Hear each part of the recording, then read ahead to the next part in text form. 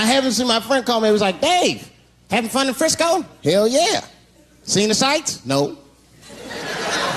You want to go see Alcatraz? What kind of nigga in his right mind wants to visit a prison for recreation? I got friends in jail I don't visit. I don't deal with jails. Don't deal with jails, and I don't deal with police. My house got robbed in New York. I didn't even call the police. I wanted to, but I couldn't. My crib is too nice. It's not that it's too nice, but it's too nice for me. You know how the police are in New York. Soon as I open the door, they'll be like, oh, he's still here. Open and shut case, Johnson. Apparently, this black guy broke in and hung up pictures of his family everywhere. Never seen anything like it. Don't deal with them, man. I had to bail a friend of mine out of jail one time. You know, that was horrible. I was scared. I had to walk right into the belly of the beast. I tried to look as non-threatening as possible. Hi. I'm here to bail out my buddy. Oh, okay. Well, while you're here, you do fit a description. If you'll walk this way, we can process you. How they always get us. It's fitting those damn descriptions. Now, I could be bitter and blame all the police, but no. I'll tell you who I blame. It's those sketch artists. They keep drawing the same brother over and over again. Who is this generic man we all look like? I want to know what they say when it's us. You know what I mean? They'd be in that room like, did you get a look? Did you see the guy that tried to rob you? Yes. Yes, I did. He's about 6 feet tall, I'd say. 6 feet tall? Yes. He had his hat on backwards, too. Good. That's good stuff. Hat was on backwards. Yes. He was black? Okay. Big lips, big nose, hanging out. Say no more, sir. I'll draw him from memory. You know, let me get my stencil. I think we can trace this guy and save some time. They get on the radio, calling all cars. Be on the lookout for a black male between 4'7" and 6'8". Between 120 and 380 pounds. He's wearing Nikes. Get this man! Criminals are insane. I don't even know why people do crime. They want to catch you, they're going to catch you. They can. They got forensics. You ever seen forensics? Those guys find clues nobody else thinks about looking for. I mean it. You leave a pubic hair anywhere near a crime scene, they're going to find that.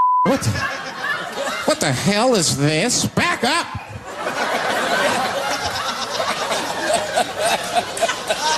We got a match. Then they look at the pubic and tell all kinds of information. Looks like there was a struggle. Time of death 307. It's amazing. I saw him get a dude one time on court TV. It was embarrassing. It was a sexual assault case. I knew the defendant was lying. I could feel it. He defended himself too hard. He did. His answers had nothing to do with the questions. They're completely irrelevant.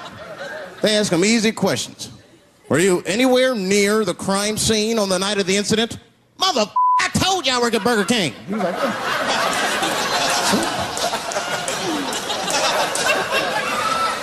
that went on for hours. Then the prosecutor got fed up. Said, I've had enough of this. Called the forensics to the stand. Forensics was like, Your Honor, we are prepared to testify that we found the defendant's semen under the stove. I said, God damn. That's worse than fingerprints. You know, they find your semen, you've been there at least a minute. But that's what I want to know. Under the stove? You find semen like that? Or do you look for it? Like, do they walk onto a crime scene like, this place is a mess? Check it for semen. Or do they just like walk in and slip? Oh my God. What the hell was that? Semen! They find it on every crime scene. It's like, what are burglars doing? We got the stuff. Let's get out of here. Wait a minute. I want to leave my calling card. The semen bandit has struck again. I don't understand nothing anymore. I don't. I watched TV the other day. Now tell me, maybe it's just me. Maybe I'm crazy. Is it me? Is it me, or do commercials have nothing to do with the products anymore? You think I don't even know what a commercial is about until the end.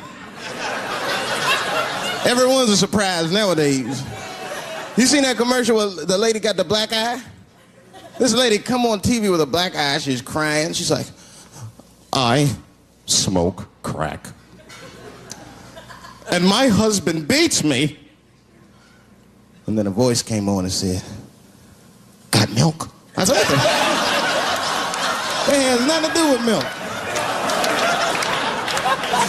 I'm not saying I'm a commercial expert, but I'll make a better milk commercial than that. Just make it nice and simple. I just do a close-up of a titty and put milk right underneath. If that doesn't sell milk, nothing will, boy. I'll tell you that right now.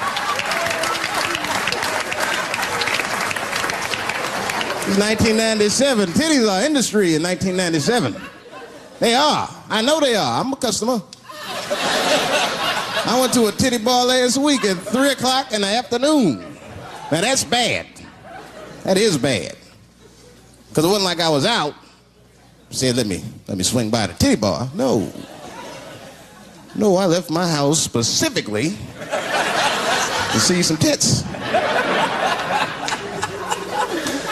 Can't judge me, there's breast in there.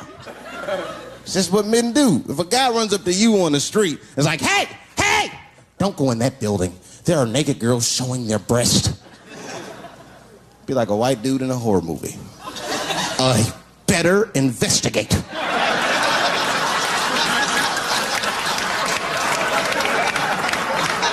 I'm gonna want to see for myself. Titty bar's a weird place. I'm not saying it's a good place to hang out. I go there every once and then. But it's a weird place. They got weird morality. One time I walked in titty bars, all these guys coming in, right? Out of all these dudes, the bouncer picked me out the crowd, started yelling at me. Hey, hey, hey, buddy. Sir, sir, you want to take your hat off? Huh? It's disrespectful to the ladies. Yeah, I can shove a 20 up her, but I better not have a hat on when I do it. Oh, sorry about that, buddy. Here you go, Bubbles. Forgive me for the hat thing.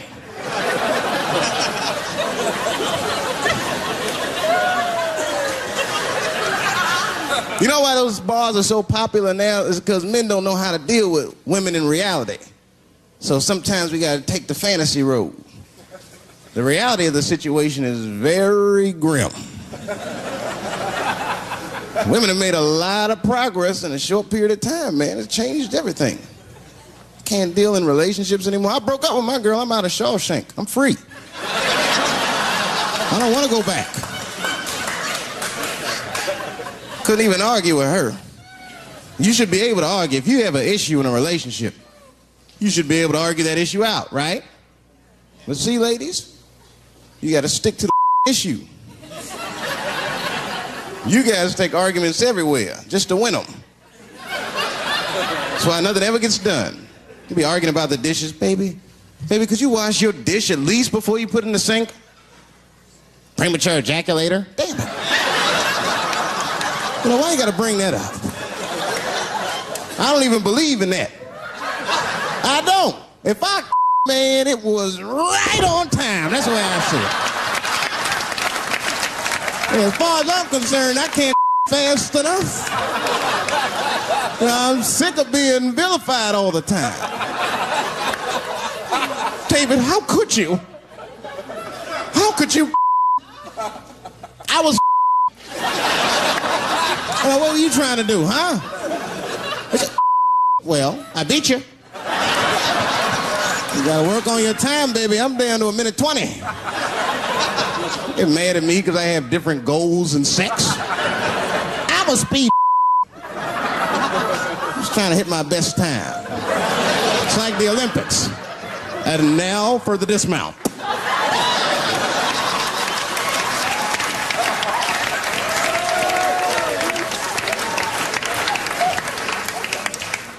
It wasn't all bad.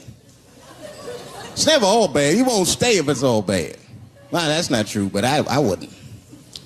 Yeah, we had fun. We used to watch porn together. That's how cool she was. You know, it seems nasty, but it was fun. We learned about each other. She learned about me. One time we was watching porn. I'll never forget this time. The first scene in this movie was hardcore. 2 guys, 1 girl going at it. I fast forwarded right through that. I mean, it was too much for my senses.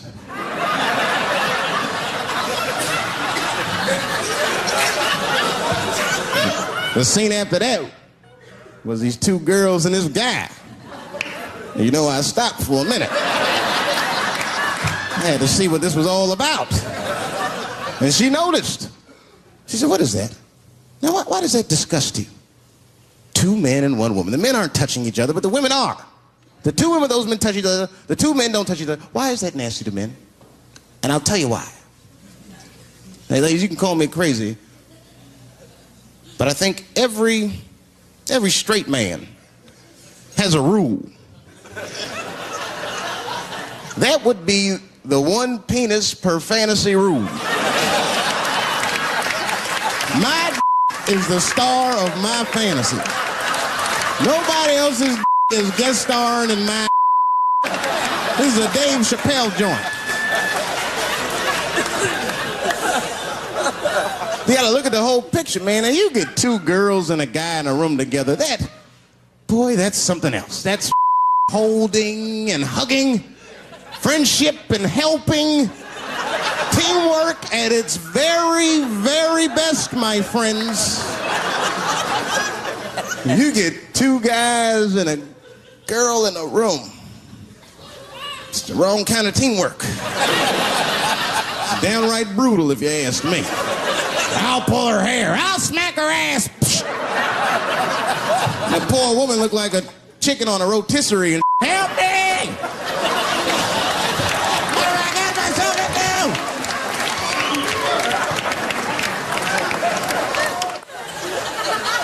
My life. It's too much there to stress you out. This whole world's just drug-infested. Hate-infested, drug-infested world. Hate drugs. I heard the worst drug story. You know what my friend told me? You know what he's dealing with? His landlord is hooked on crack. That's terrible. That's pressure. If your landlord's hooked on crack, that means you've got to have the rent. You come around all the time. You got the rent. It's not even due yet. It's the 10th. Come on, I need it. Let me just get $20 of it now, and then just give me the rest of the end of the month. Every couple hours. Hey, look, I'm going to need some more of the rent. This building's falling apart. Things came up. Comes home early from a party. Landlord's in the crib going through his. What are you doing in my house? Ah! Where's the sink? I came to fix it. It's in the kitchen. I thought it was in the drawer. I'll fix it tomorrow when I come for the rent.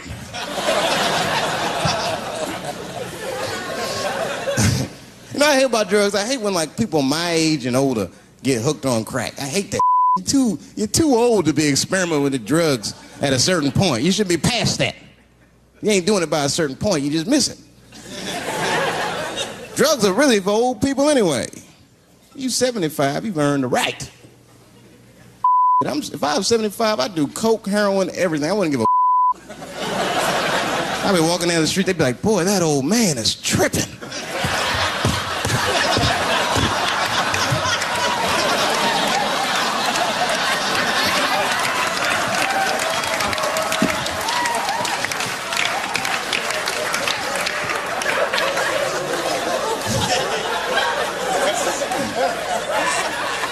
Can't do everything. Maybe weed. If you're gonna do something, do a little weed. Smoke weed. Weed's not as bad as everything else. Weed is a background substance. You know what I mean? You can smoke some herb and still function. And you ain't crisp, but you'll function. Nothing higher than weed, though. I made that mistake one time. I was at a party, some guy gave me some. He's like, here, man, take this. It's mushrooms. I took it, I forgot all about it, you know. Then a couple days later, I found that in my pocket. I'm thinking, why not? Because I'm thinking it's like weed, some background. I planned my whole day out like it was weed. I'll chew this up, then I'll go to the barber shop, get my hair cut, and then I'll see a movie.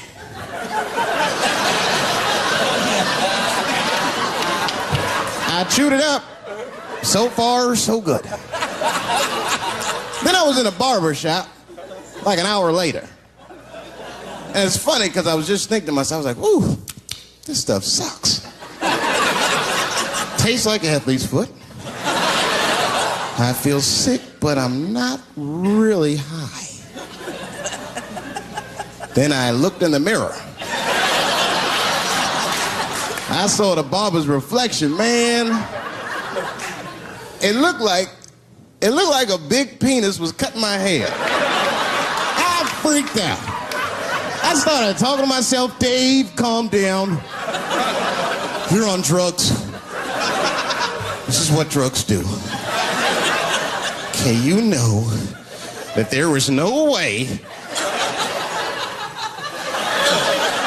that a penis can cut hair. But I started freaking out, man. I just couldn't take it anymore. I jumped out the chair, half my hair was cut, I didn't care. I didn't, I just gave a barber a handful of money. It was weird, the balls opened up. Anyway, I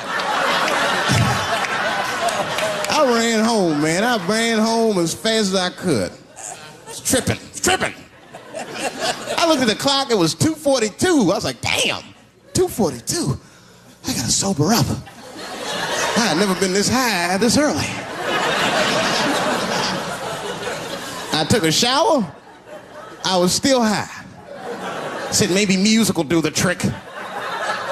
I listened to every CD I had.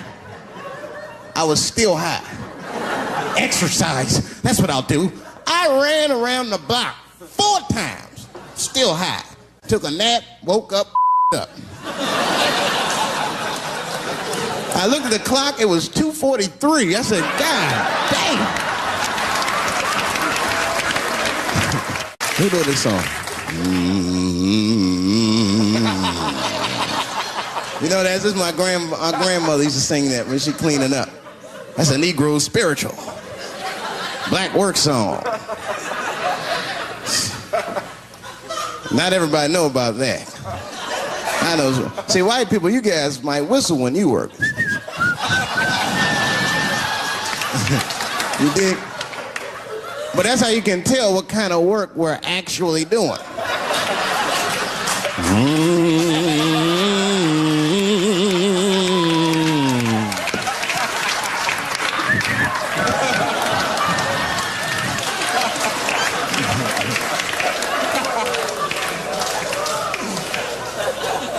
I study that kind of I do. Anything that has to do with race. I read a little here, see a little there. And I travel. That's always good. Traveling has made me a racism connoisseur, if you will. You know, it's different from region to region. Anyone ever been down south? So you guys know what I'm talking about.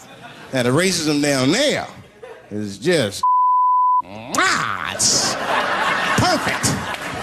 it's due to a perfection. It's comfortable, it's out in the open. There are no secrets in Mississippi. Not up here. You hit the big cities, man, it's different. It's always a secret. And we should do like them. We should keep our out in the open, then a little. I mean, with limits. You don't want to say whatever comes to your mind. That might be a little much.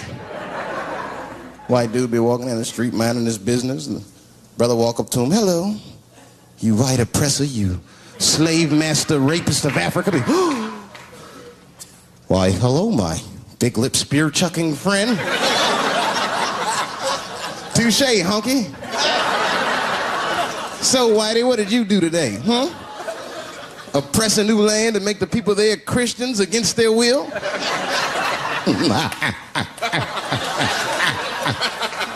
What did you do, fellow?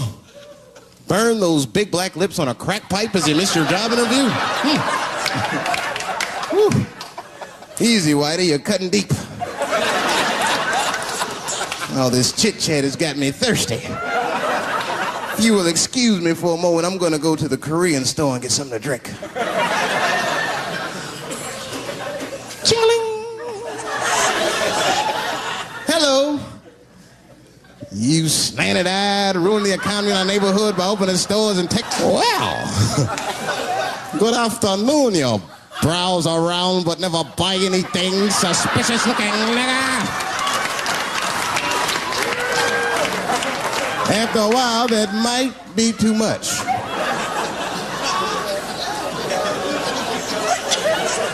But you can't help it. If you're an American, you're a racist. We brought up from the beginning to think in generalizations. We never look at the individual. We rarely look at the individual. I'm a racist. I know I'm a racist. You know how I know? The other day, I caught myself being racist against myself. There's so much getting on, I got mixed up. Forgot whose team I was on.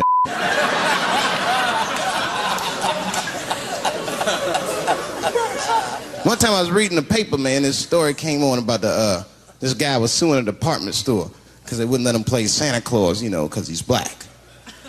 And I was actually like relieved when the department store beat him. That's bad. But I wasn't ready for that. I wasn't ready for the idea of a black Santa Claus, man. That would suck. So we wouldn't get our presents till the 28th, 29th. Sorry I'm late, kids. Santa got caught up with some in Vegas. I had to sell some toys to get back. Shit. Where them cookies at?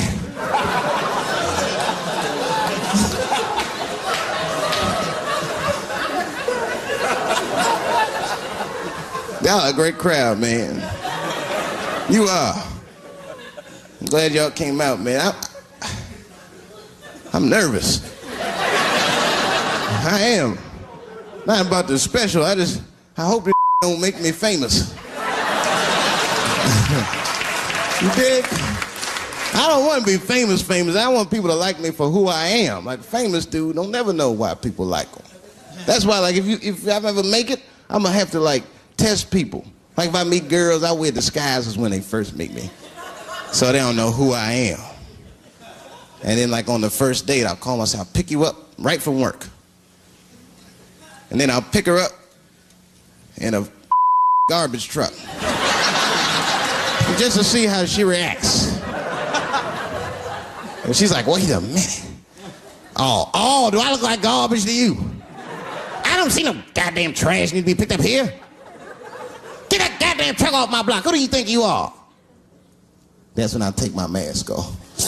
Oh, Davе Chappelle. That's right, bitch. Thank you. Thank you very much.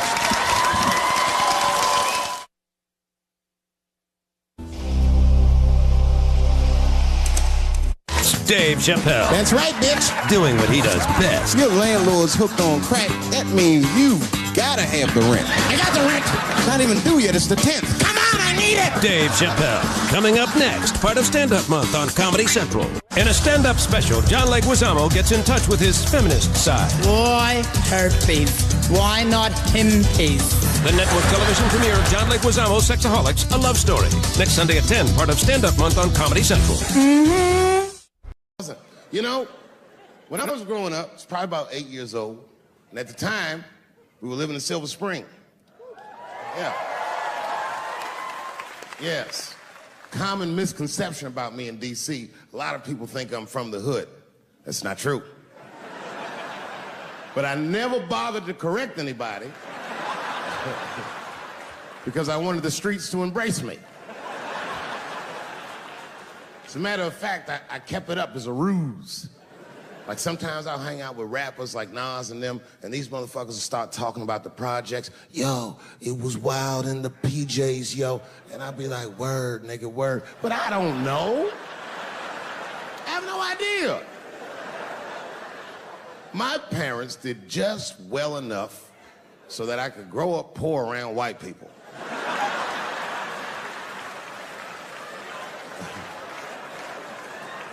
And to be honest, when Nas and them talk about the projects, nigga, I used to get jealous because it sounded fun. Everybody in the projects was poor, and that's fair.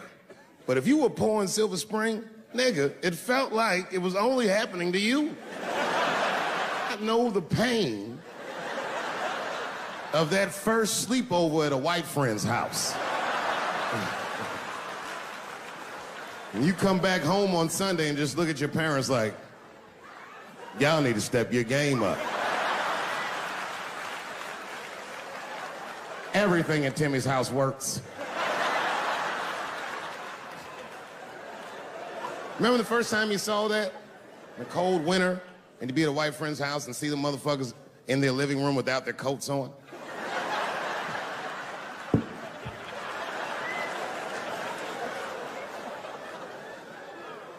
Timmy was one of my first white friends, like, in my life, man. He was a good dude, too. He moved to Silver Spring from Utah, of all places. I guess his family was affiliated with that Mormon church they got down there, and me and him used to hang out. And one day I was at his house, we were just hanging out, and Timmy says, Dave, why don't you stay for dinner tonight? I said, oh, man, I'd love to, but I can't. If I'm not home before dark, my mother will kill me. That was a lie. My mother had several jobs. I hadn't seen her in like 3 or 4 days. At that point in my life, it was my experience that white dinner wasn't delicious.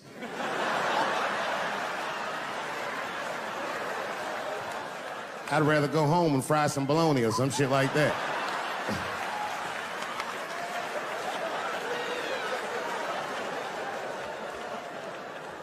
But then old Timmy threw me a curveball I wasn't expecting. He said, it's too bad you can't stay, Dave, because Mom made stovetop stuffing.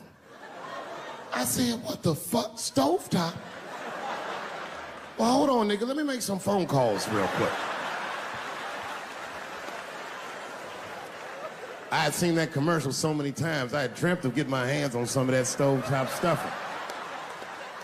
And finally, I met a motherfucker that actually had a box of stovetop in the house. I couldn't miss this opportunity, so I pretended to call my mother. And then I came back and I said, Timmy, you're not gonna believe this great news. Mom said I can stay. And he said, fantastic. He said, why don't you come with me and we'll help set the table and then we can say the blessing. I had no interest in setting this motherfucker's table or saying these crazy ass Mormon prayers. I just wanted that goddamn stuffing. My hands first. My plan was simple. Wash my hands slowly, and by the time I'm done, the table will be set, the blessing will be said, and all that there will be left to do is eat. Went to the bathroom. I washed my hands very slowly. I must have been in there for about 10 minutes. And suddenly, one of his mothers came to the door.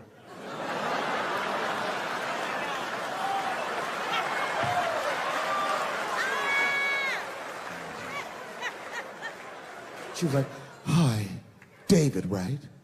I said, yes, ma'am. She said, Timmy tells me that you're planning on staying for dinner. I said, I hope that's not a problem, ma'am. She says, no, it's no problem. In fact, we'd love to have you. It's just that we weren't expecting company. And I'm afraid there's not enough stovetop stuffing for everybody. So I kicked her in the pussy. Bam! Ladies and gentlemen, I told you I'm dope, nigga. I told you what I was gonna say and you still didn't see it coming. And that's why I make the big bucks.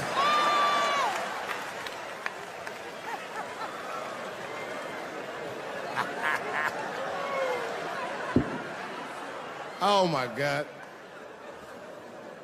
But there's a more important reason that I would stop doing comedy right now. And this reason is the real reason that's been percolating, and it really is the crowd, not you. I'm talking about the crowd on the big stage. It's too hard to entertain a country whose ears are so brittle.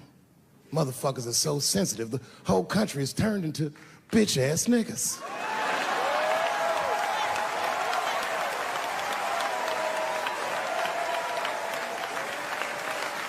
Everything you say upsets somebody. You know, I can remember when it all started. It was when I was doing Chappelle Show. When I was doing Chappelle Show, I used to do the show, and then on the weekends I do like concerts and shit like that. So I'm doing a concert, and there was a couple in the front row, beautiful couple. The wife was obviously Asian. You could see it in her face.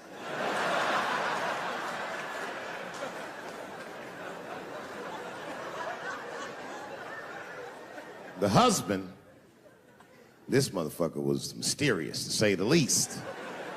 Couldn't quite pinpoint where he was from. Caramel-colored fella, very nice hair, but he could have been from anywhere. Bangladesh, Mexico. I can't guess with a nigga like this. All I knew for sure about this guy is that his wife was a bitch.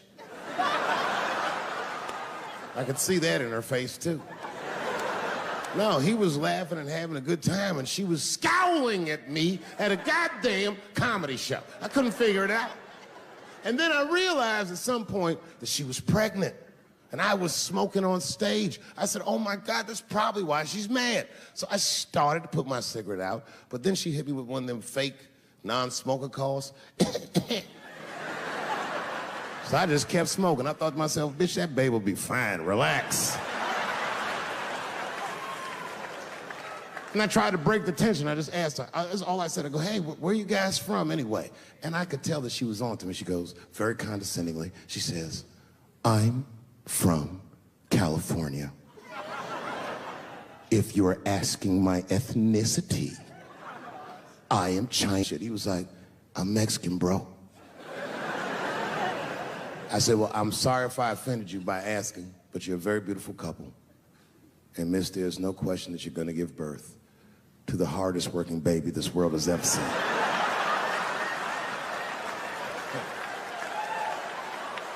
That's not a bad joke.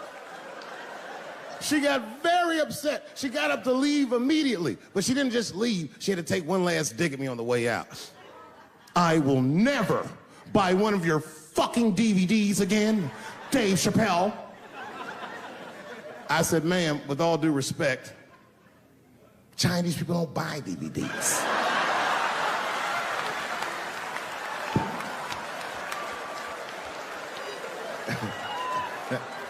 And the crowd went crazy. We were all laughing, having a good time. I didn't even think anything of it. And then just 3 days later, this lady sends a fucking letter to my promoter telling him not to book me for shows anymore because I was, quote, racist, and I'm quoting her, insensitive to the nature of my interracial marriage. I was like, word, bitch, I was.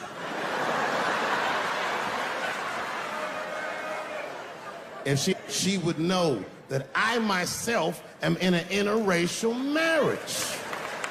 That's right. In fact, my wife is Asian too. Surprise, bitch, I'll see you on Thanksgiving.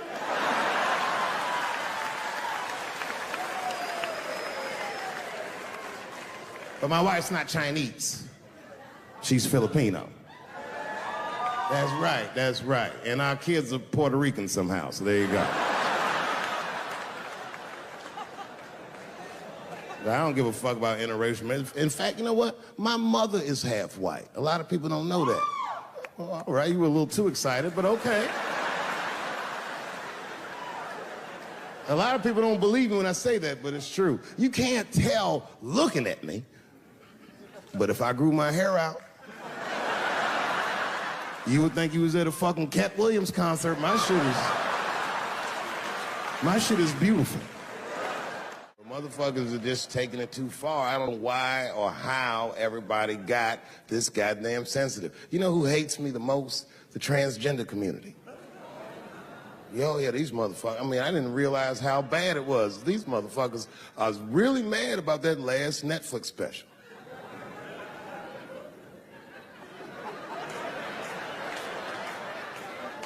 It's tough, man. I don't know what to do about it because I like them. I always have. Never had a problem with them. You know, just fucking around.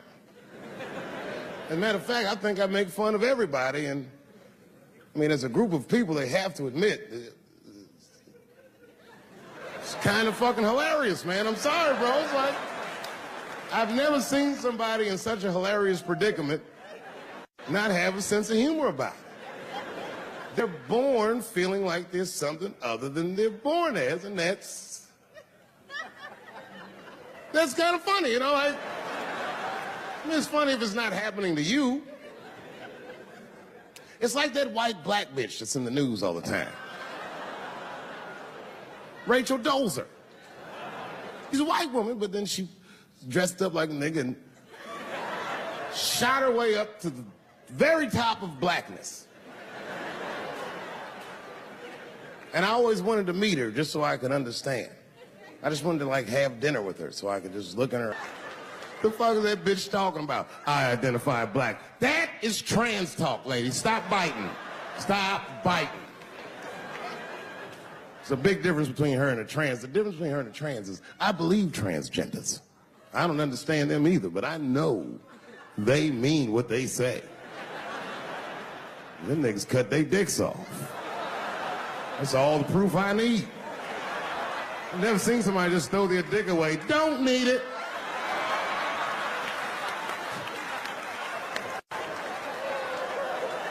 I don't understand, but I believe you and I support your decision, motherfucker. But how far is Rachel willing to go? What is Rachel willing to do so that we blacks can believe that she believes she's actually one of us? Bitch, are you willing to put a lien on your house? Invest in a mixtape that probably won't work out?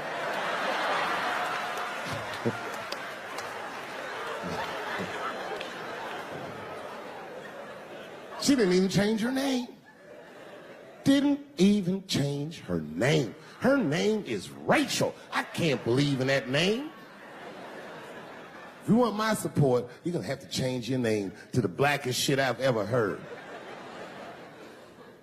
Bitch, you're gonna have to change your name to Draymond Green. I don't know a blacker name than that.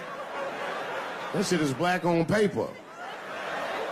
If you type Draymond Green into Airbnb, that shit will log off automatically.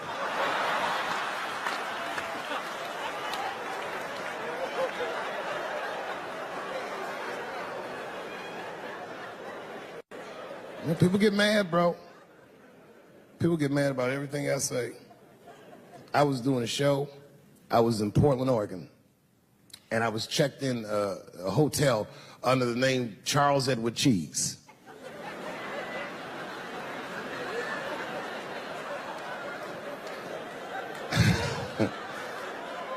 I came back, and there was a note. It was like a letter on my desk. It was addressed to Mr. Cheese. So obviously, I'm going to assume that whoever wrote this letter must be an intimate friend of mine. This is not some kind of name that a person would just guess. But then I opened the letter, and it turns out I don't know this person at all. It's a fan letter. You know, I'm not even used to the idea that I have fans, but I'm grateful for it. And even though I'm grateful for fans, I don't read those letters. Be nice if I did, but realistically, it's like, what am I, Santa Claus, nigga? I don't have time for this. Like, got shit I want to do. I'm trying to chill. Read all these dreams and wishes from strangers. But I read it. I'd already opened it. So I just read the whole letter. And you know what, man? Whoever wrote this letter truly loves me. I mean, they were really fucking nice in the letter. And then they described to me what it was like to come to the show, how excited they were, how much fun they were having. And then they said that when I got to my jokes about transgenders, that they were, quote, devastated. Because it turns out that whoever wrote the letter was transgender. Now, I'm going to be real for a second. You got to understand, I never feel bad about anything I say up here.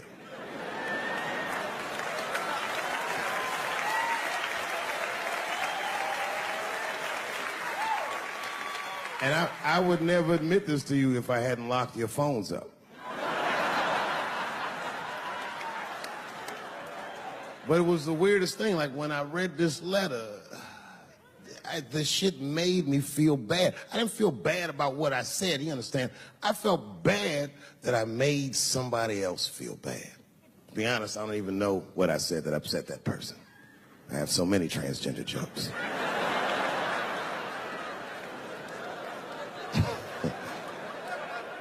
But I feel like it was probably this joke I'm about to tell you right now. And it's not even that bad of a joke. It's a true joke. I mean, it's not true, but I had read in the paper that Caitlyn Jenner was contemplating posing nude in an upcoming issue of Sports Illustrated. And I know it's not politically correct to say these things, so I just figured, fuck it, I'll say it for everybody else. Yuck. Oh, sometimes I just want to read some stats. I don't know why you're going to cram some man pussy in the middle of the sports page like this. I just didn't think that was the place for it. But I wasn't saying anything like Caitlyn Jenner's a bad person. I'm not mad at her for doing it. I'm not even mad at Sports Illustrated. If I'm mad at somebody, I'm probably just mad at myself. You understand? Because deep down, I know that I am not strong enough to not look at those pictures.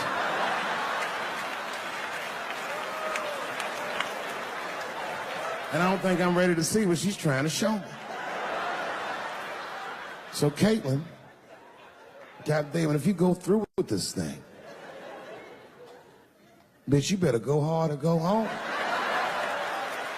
I want you to go all the way. Hustler style. Do you know what hustler style means, miss?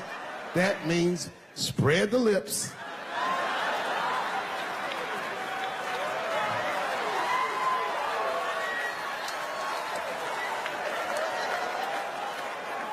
I hope she spreads her lips and there's an itty bitty dick inside. Ah! The show is behind the curtains.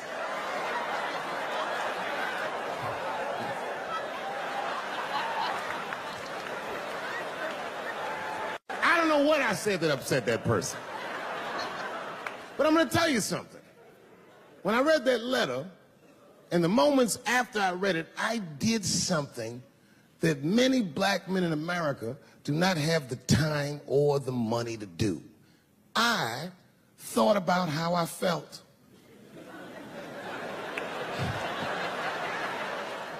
Asked myself a very basic question that I don't think I ever directly contemplated. I said, man, Dave, if you're writing all these jokes, do you have a problem with transgender people?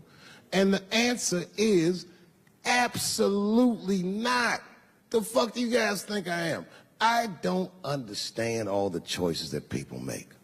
But I do understand that life is hard and that those types of choices do not disqualify you from a life with dignity and happiness and safety in it.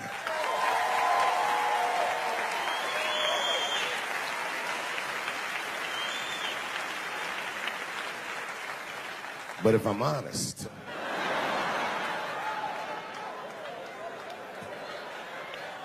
my problem has never been with transgender people. My problem is transgender people. I just feel like these things should not be discussed in front of the blacks.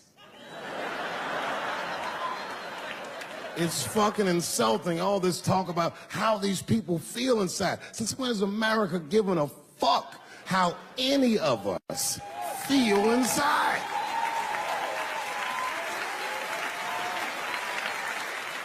And I cannot shake this awful suspicion that the only reason everybody is talking about transgenders is because white men want to do it.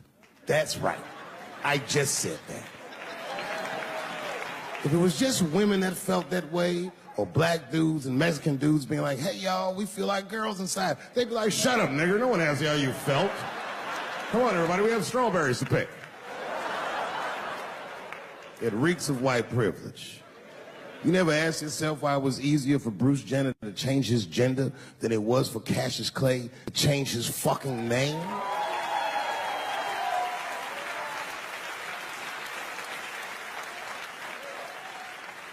And if I were to be brutally honest, the only reason I ever been mad at the transgender community is because I was at these niggas for 6 songs straight. I had no idea. And then the lights came up and I saw them knuckles. I said, oh no! And everybody was laughing at me. Hi, world star. I said, why didn't you say anything? And then I heard that sultry voice. I didn't say anything, Dave Chappelle, because I was having a wonderful time. And I wasn't sure how you'd feel about it. I said, you knew how I'd feel. And she said, I'm going home. I don't want any trouble from you. I said, home? It's only 2 songs left. I mean, we might as well finish tonight. And we ended up having breakfast together. Oh, grow up. That doesn't make me gay. I just titty fucked her. His titties are as real as any titties in L.A. It's 2 o'clock in the morning. I was just borrowing a little friction from a stranger. Whoops!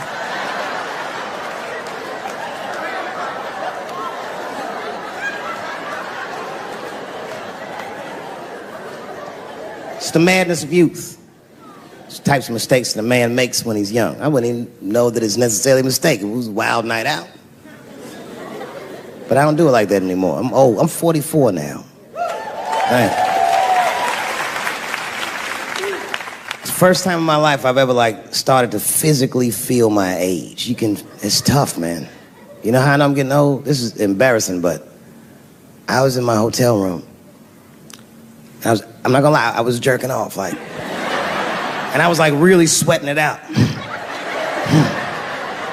And this is when I knew I was old. I just gave up in the middle, nothing even happened.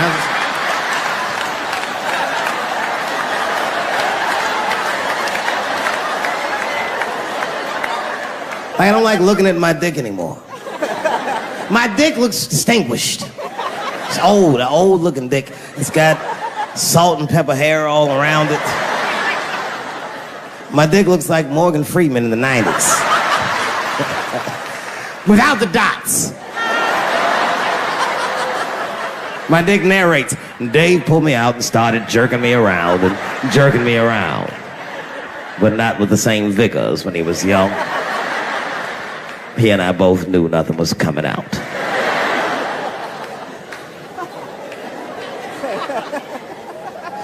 I see my age in my children. I came home from the road. This is not long ago. I've been gone for, if you can picture, I was gone for weeks and weeks. And when I came back, nobody was home. Now, one person in my family thought that maybe I'd like to see them when I got back. They knew when I was coming back, but they just weren't home. And that shit was a wake-up call. You know, when my kids were little, and the tour bus would pull up to the house, these motherfuckers would spill out. Dad is home, hooray! And they'd hug me and kiss me, and then as the years went on, they'd get less interested. Hey everybody, look, it's Mr. Promises back from the road.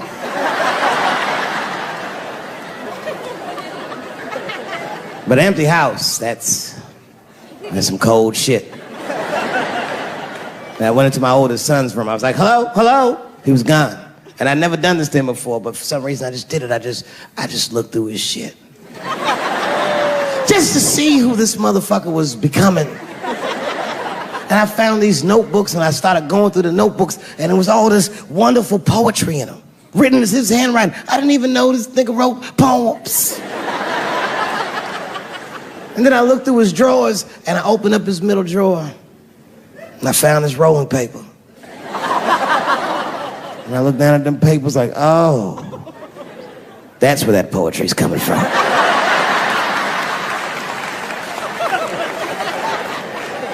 And that shit broke my heart. I mean, I smoked weed, but I mourned my son's innocence.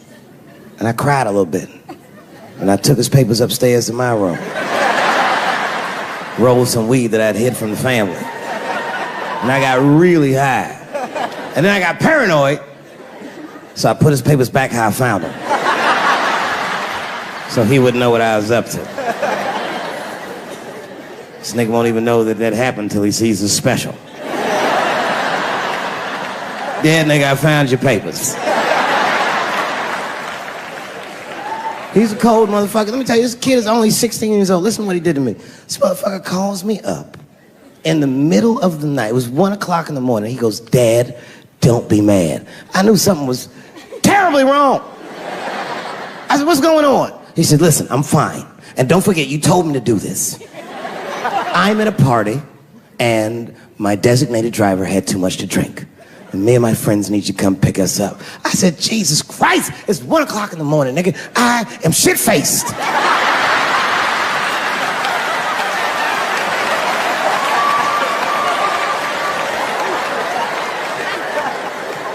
But I figured, fuck, it's better me than some kid. I might as well roll the dice and go pick my nigga up. I said, all right, I'm coming to get you. Just give me the address and I'll be right there. And then he gave me the address and I was shocked. I said, son, you are not gonna believe this, but I'm at the same party, nigga.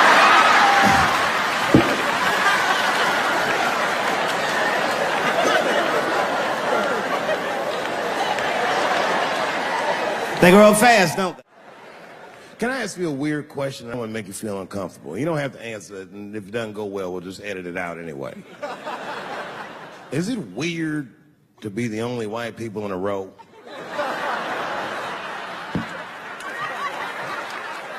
Is it weird? I mean, you can be honest. Does it feel strange? Are you worried at all? Give me your money, motherfucker. I'm just fucking around. This guy got ice in his veins. He didn't even buckle. You know, like many black men my age, the first time I voted was 8 years ago. Right. I saw Obama on TV and said, oh, I'm voting for this nigga. I remember the day I voted for Obama. I voted in Ohio, and my vote matters in Ohio. Ohio is a battleground state. But when I pulled up to the polls, all the soldiers were in line. There were so many black people in that goddamn line. I didn't even know it was a poll. I thought it was a check cashing place.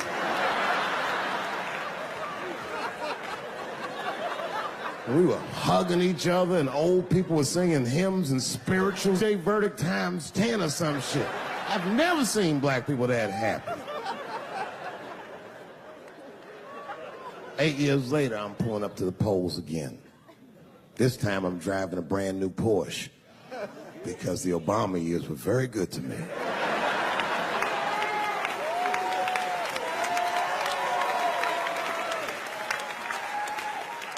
I was early voting, and when I parked my car, I figured out something that it would take the rest of the country another week to figure out. I understood that Donald Trump was going to be our next president because in Ohio, unlike D.C., you could see the results in the parking lot. Saw all these goddamn pickup trucks and tractors and shit.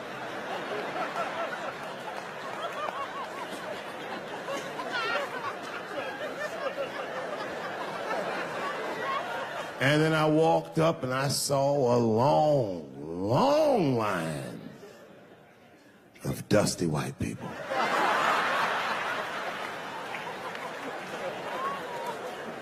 Yes, ladies and gentlemen, these were the poor whites. And I must tell you, I've never had a problem with white people ever in my life. But full disclosure, we've gotten a lot of trouble out of them. And I've never seen so many of them up close. I looked them right in their coal-smeared faces.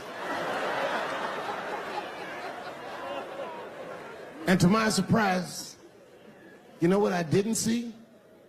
I didn't see one deplorable face in that group. I saw some angry faces and some determined faces, but they felt like decent folk. No, they did. In fact, I'm not even lying, and I didn't sound fucked up, but I felt sorry for them. I know the game now. I know that rich white people call poor white people trash. And the only reason I know that is because I made so much money last year, the rich whites told me they say it at a cocktail party.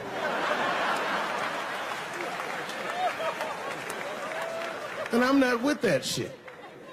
And I stood with them in line like all of us Americans are required to do in a democracy. Nobody skips the line to vote. And I listened to them. I listened to them say naive, poor white people things.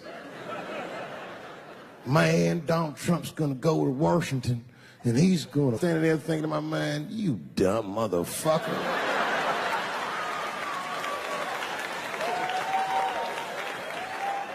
You are poor. He's fighting for me.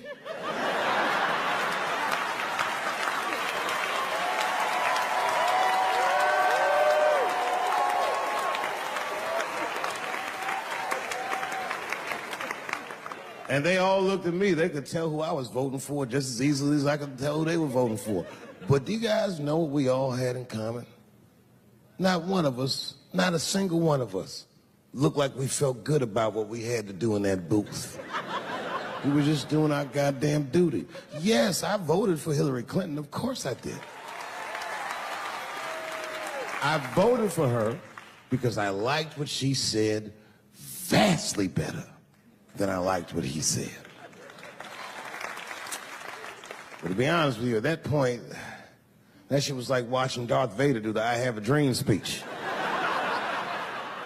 That bitch is mean as hell. She'd already Karate Kid swept Bernie Sanders' legs from underneath him. Boy, it was hard voting for that shit.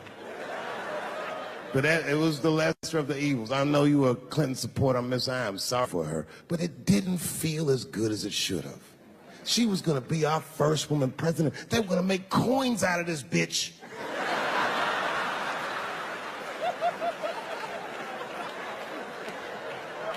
And somehow she just missed the dunk.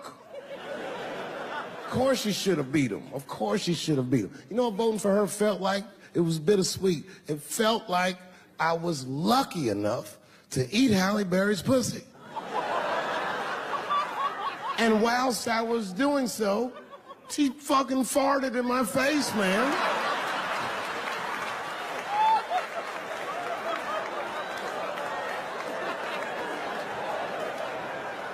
Now you understand, I'd still do it. But boy, I wish she didn't fart in this great nation's face. I voted that day, and then that same day I flew to New York City. I had work. That night I was in a comedy club in New York, and I said to an audience almost exactly what I just said to you. And I didn't know that there was a journalist in the room. And this journalist wrote an article. The headline of the article said, Dave Chappelle is an avid. Yeah, I had no idea the paper said that. And you know how I found out? My wife called me from Ohio the next morning in a goddamn panic. David, what the fuck is going on in New York? I said, I'm being good, but what have you heard?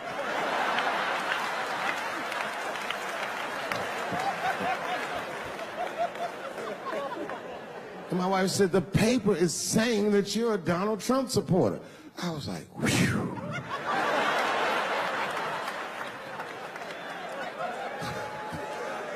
I said, don't worry about that shit, baby.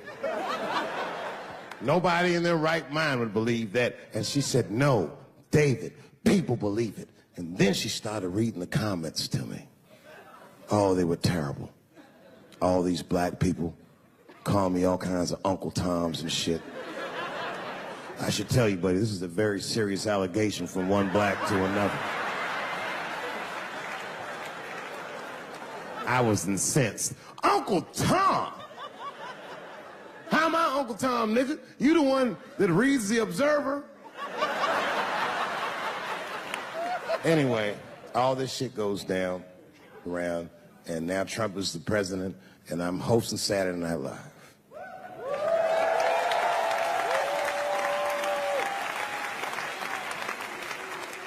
And I didn't really prepare my monologue, I just kind of winged it. And at the end of the monologue, I don't even remember what I said. I said something like, fuck it, we're historically disenfranchised, and we're going to give him, something about we're going to give him a chance if he gives us a chance. I don't know what I said, but whatever I said, I really wish I didn't say that shit. It was not worth the trouble.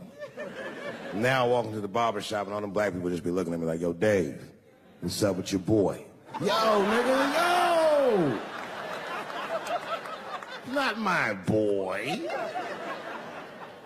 Because I don't care if you're a Republican or Democrat, if you support him or not, any objective person is going to have to admit that this motherfucker is having a terrible go of it. It really is. We've had presidents before that have done bad jobs, but this shit is worse than a bad job. It's scary to watch. Holy shit, it's like seeing a crack pipe in your Uber driver's passengers. The fuck is wrong with this guy? Yo, he is lunching, nigga. I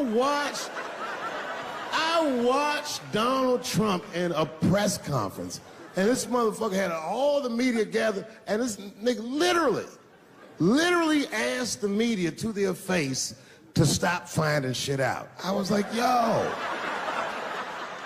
this motherfucker is bugging. And then, I'm not even making this up, his lips started sweating. His lips. Have you ever seen a motherfucker's lips sweat? What the fuck is wrong with this nigga's lips? It's like if you're on a plane, right? You ever been on a plane? I get scared to fly. I do it all the time. I be scared on there. And sometimes the plane will hit turbulence. And then I get nervous. But I always look at the flight attendant, and she looks calm, and it makes me feel calm. But if that bitch's lips were sweating, it's terrifying. Like, yo, nigga, why are your lips sweating? What do you know? And then, I'm not even making this shit up. This motherfucker grabbed the podium, he goes, you don't know how scary the things I read in my briefings are. What's that, bro? That's bad leadership. Even as a parent, you think I'm gonna sit my kids down? Hey, little man, come here real quick. I just wanna holler at you for a second. Yo, I'm 3 months behind on the rent, nigga, and I am worried. Very worried. Go to school and have a productive day, nigga. I was just thinking out loud, getting some shit off my chest. I'm like, what the fuck are you doing, bro? This is bad, man. Jesus Christ. All this motherfucker's ideas sound like high people ideas. Like, he doesn't think these things through before he tells us. He just tells us what he's thinking as soon as it occurs to him. This shit sounds nuts. I'm gonna go to China, and I'm gonna get those jobs from China and bring them back here to America. For what, nigga? So iPhones can be $9,000? Leave that job in China where it belongs. None of us want to work that hard. What the fuck is he thinking? Because I don't want to make them shits. What the fuck are you doing? Stop trying to give us Chinese jobs. I am going to bring back coal. Coal? I'm not even exaggerating.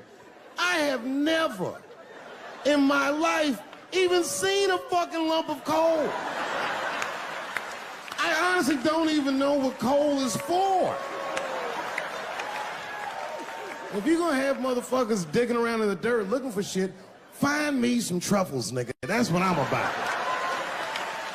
And these truffle prices are getting out of control. If it gets any worse, I'm gonna be back down to regular butter like everybody else. Terrible, terrible job. This motherfucker hit North Korea with rap battle threats. Fire and fury, like, yo! Yo, what are you doing?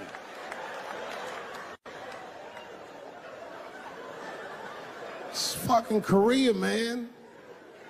Kim Jong-un is a scary motherfucker. He might be as crazy as Trump. Some scary shit. And if you one of them naive motherfuckers that thinks that a war with Korea is gonna be easy, then you don't play Call of Duty at 3 a.m. like I do.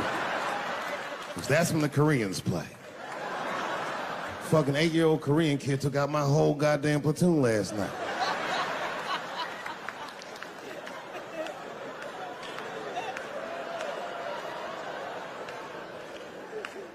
I've never seen somebody in an office so high with the most just basic fucking solutions. Like, you know, we should not let any more Muslims in the country till we can figure out what's going on. Did he just say, figure out what's going on? Who doesn't know how to do basic math? Let's count it out, okay? There's been 17 mass shootings in the United States. 4 of them were done by Muslims. None of those 4 Muslims were from any of the 7 countries in your stupid ass original band.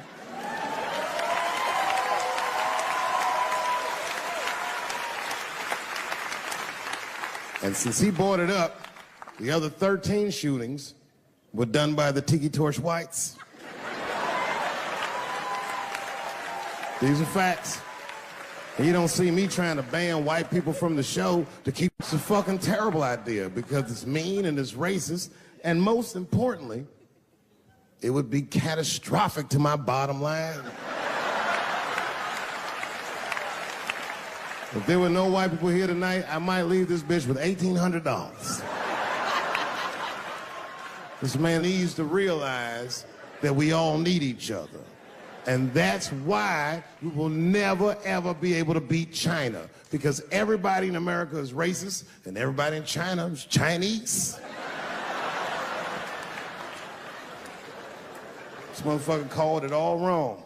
And don't believe the media either, because as all this shit is happening, the media is trying to make us believe that the extremities amongst us are the norms. We can disagree, that's fine. And most of us are keeping a cool head about this shit. You know what I mean? Americans generally respect one another's beliefs, even if they don't share those beliefs. I know I do. I respect everybody's beliefs, except Amish people. Because they are the only ones that I can say clearly their God is wrong. The speed limit is 75 miles an hour in Ohio, and 1 lane of traffic is buggy. Nigga, your God is ridiculous.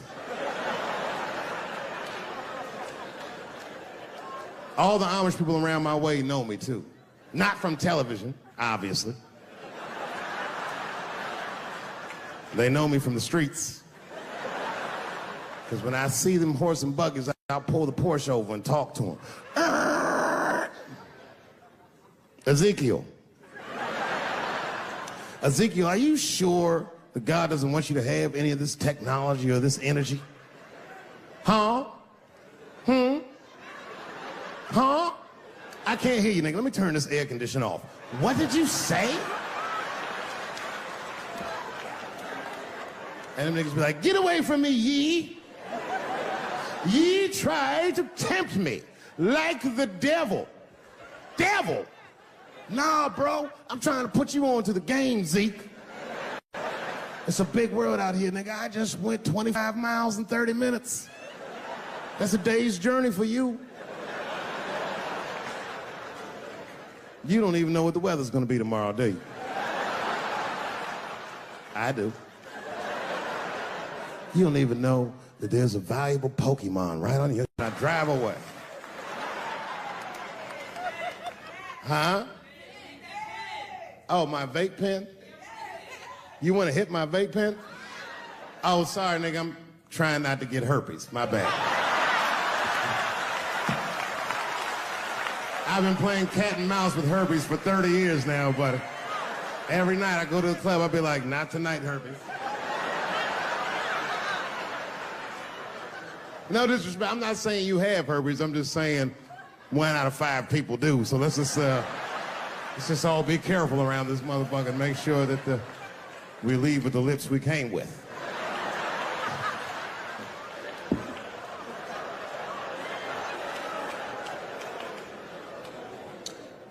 Sometimes I think that the media is hard on Trump, because I'll see shit that they get on him about that doesn't seem bad to me. I mean, a nigga got on Trump about not staying in the White House enough. Who gives a fuck? This motherfucker was rich.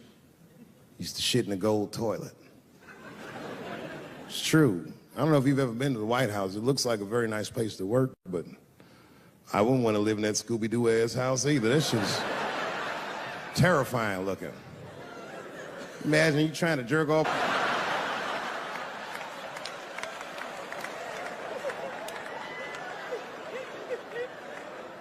Shit, Bush didn't stay there either. He was rich too. He was like, fuck that, I'm going to my ranch in Texas. Obama was the first motherfucker to move into the White House like, this is a nice place. Look at this rug.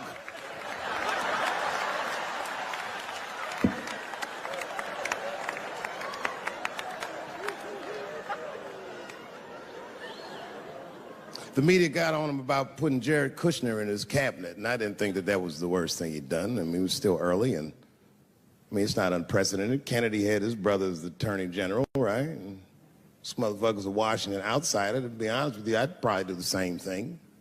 As a matter of fact, I do. You think I go to a Hollywood meeting with all them white folks by myself? I bring my nigga Mac Mittens from the streets. I don't even know his real name. Everybody just calls him Mac Mittens. But I know he's not qualified to even listen to these meetings, but this motherfucker just makes me feel good. And all the white people look at me like, Dave, do you mind asking your friend Mac Mittens to excuse us so that we can talk business? And I say, fuck that. Anything you say. He listened to the whole meeting. And when they done talking, I just look over at Mac Mittens, and if he gives me the signal, meow, meow, I'll sign the papers. It's a gut check. Or how about this one? Remember when it was the day after the election and the president of Taiwan called Donald Trump to congratulate him? And Donald Trump, you know, of course, took the call and talked to the president of Taiwan. The problem with that was Taiwan doesn't have a president. The United States functions on what they call a one China policy, and Taiwan is a renegade province of said China. And Donald Trump didn't know that and picked up the phone and started yammering away, and the media ate his ass up. And I'm not gonna lie, I was laughing like shit. I was like, oh shit, this dumb motherfucker is in trouble. And then that night I was in bed drifting off to sleep, and then I had to admit it to myself. I was like, I didn't know that shit either.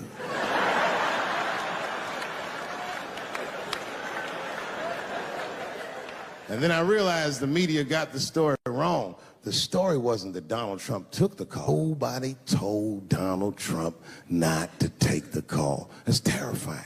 God damn, nigga, you don't have a Mac Mittens on your team? It wasn't like they were calling the White House. They were calling the switchboard at Trump Towers, and they were getting through. Anybody. Mr. President, there's a Ricky Ticky Tabby on the phone for you? Yes, put him through. Hello, Ricky Ticky. Good to talk to you. Mr. President, there's a John Jacob Jingleheimer Smith on the phone. Oh, his name is my name, too. Put him through. Hello, John Jacob. Let's talk business. How many people in this room are not originally from the United States? My round of applause. Where are you from, bro? You right there. Iraq. You're from Iraq? Ew. I was fucking around. How long have you been here in the country? 23 years. 23 years? Are you a citizen yet? You are? Congratulations, nigga. Congratulations. Well, welcome to this great land. You know, I'm going to give you a history lesson because I'm sure this wasn't on your entry exam. But every naturalized American has heard something about what I'm about to tell you. A picture is the early 50s in the United States. This 14-year-old boy goes down from Chicago to Mississippi to meet his extended family for the first time. He'd never been to Mississippi. And before he went, his mother said to him, very pointedly, she said, if a white man looks you in your eyes in Mississippi, look away. And I don't know what you know about black people from Chicago, but they're not a scared people. Legend has it, he was in front of a convenience store hanging out. A white woman walked out of the store, and he thought she was pretty, and he said, bye, baby. Not realizing that he had just made a fatal mistake. 4 days later, a group of adult white men burst into this family's home and snatched a 14-year-old boy out of bed in front of his family that was powerless to stop them, and he was never seen alive again.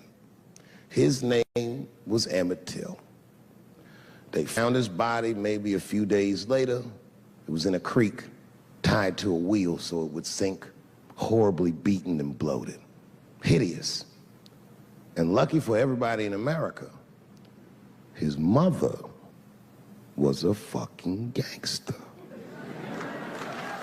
She was.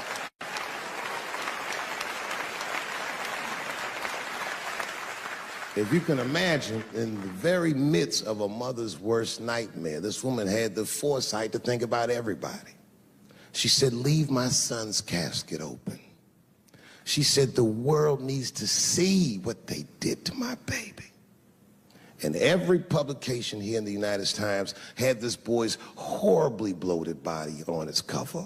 And if our civil rights movement was a car, this boy's dead body was premium gas. This was a very definitive moment in American history where every thinking and feeling person was like, ugh, we gotta do better than this. And they fought beautifully, and here we all are.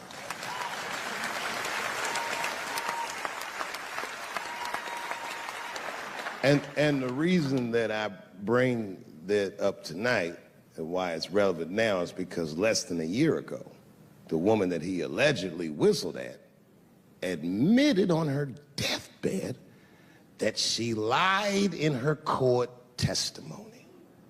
And you can imagine when we read that shit, we was like, ooh, you lying ass bitch.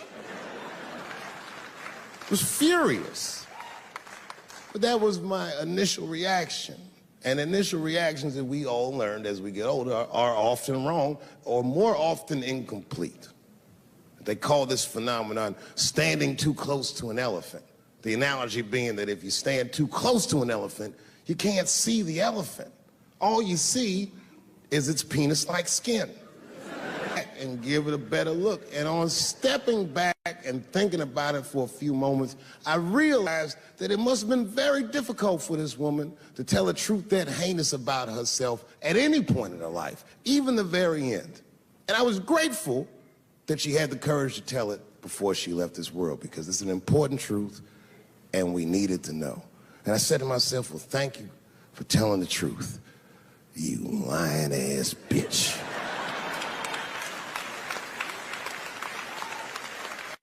And then time goes on, and then after time, you can kind of see the whole elephant. And it's humbling, because you realize that this woman lied, and that lie caused a murder. But that murder set in motion a sequence of events that made my wonderful life possible, that made this very night possible. How could this be that this lie could make the world a better place? It's maddening. And that's how I feel about this president. I feel like this motherfucker might be the lie that saves us all. Because I have never felt more American than when, Jesus Christ, it's good. And when it happens, I can see everybody that's struggling. So if I'm on stage and I tell a joke that makes you want to beat up a transgender, then you're probably a piece of shit and don't come see me anymore. Or if you don't understand that when a football player takes a knee during the national anthem, he's actually standing up for me, then you might not want to fuck with me anymore. But I swear, no matter how bad it gets, you're my countrymen, and I know for a fact that I'm determined to work shit out with y'all. And if that woman that said that heinous lie was alive today, I would thank her for lying. And then I would kick her in the pussy. I got in a fight. I was in a bar in Austin with my wife. It was during COVID. A woman came to our table. This bitch came over, no mask, all H words. Hi, how are you? We all covered our drinks. Bitch, what are you doing? The men at the table were filming me. This happens when you're famous. And these dumb motherfuckers thought that it was my first rodeo. Sadly, it worked. I ran right over there. I said, I pointed right in the camera. I said, you's a bitch-ass nigga for doing this to me. And the dude was shocked that I said it. He said, oh. And when he did like this, I seen all his fingernails was painted. And I realized, like, uh-oh, this fella's gay. She stood up. He was towering over me. He must have been 6'5", a big, white, corn-fed, Texas homosexual. This nigga was ready to fight me, but I stood my ground. I wasn't scared. How could I be scared? This motherfucker's shirt was tied up in a knot like this. Oh, fuck this guy. Let's go, nigga, let's go. I thought we were gonna come to blows. I was ready. And then, right when you think we would fight, guess what he did? He picked up his phone and he called the police. And this thing I'm describing is a major issue that I have with that community. Gay people are minorities until they need to be white again. I'm being very brutally honest so we can solve this problem. I'm telling you right now, a black gay person would have never done that to me. Because a black gay person knows when the police shows up, they're not gonna care who called them. They don't show up like, which one of you is Clifford? We're all Clifford. A lesbian woman that claimed that I beat her up in a nightclub because she was a lesbian. That is fucking crazy. Bitch, I didn't even know you was a woman. Thank God TMZ didn't believe that. Because I did beat the shit out of her, I'm not gonna lie. It was her fault, I had no choice. I came in the club minding my own business and a woman came up to me, she goes, oh my God, Dave Chappelle. I said, hey, miss, how are you? Blah, blah, blah. This lesbian fellow stepped between us. Hey, nigga, that's my girl. I said, yo, my man, back up like that. She said, I ain't backing up off shit, nigga. That's my girl. You're gonna have to give me 3 feet like this. She said, stop calling me a man, motherfucker. I'm a woman. I said, what? And then I looked deep in this nigga's cheekbones. I said, oh my God, you are a woman. I unballed my fist immediately. I even changed the tone of my voice. I said softly, sweetly, like a pimp might say. Bitch, I'm about to slap the shit out of you.